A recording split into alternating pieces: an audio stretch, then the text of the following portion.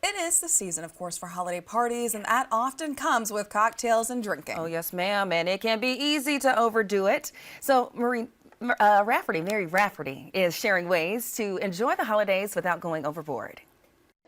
It's the most wonderful time of the year with family gatherings and holiday parties happening across the globe.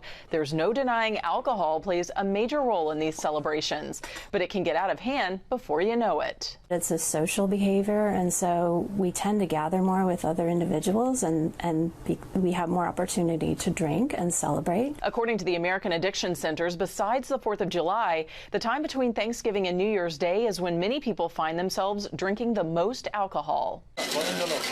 And it's not always for happy reasons. For some, the holidays can be a time of stress, loneliness, and depression. When we have physiological responses to stress, that may trigger a craving for relief from that stress, and that's one of the reasons why individuals increase their drinking during the holidays, and why it's important to monitor that behavior. There are ways to refrain from binge drinking. Health experts recommend exercising and engaging in healthy social interactions. The more that you can spend quality time with friends and family, talking about stresses in your life, and just sharing your experiences, that can really help to reduce problematic drinking.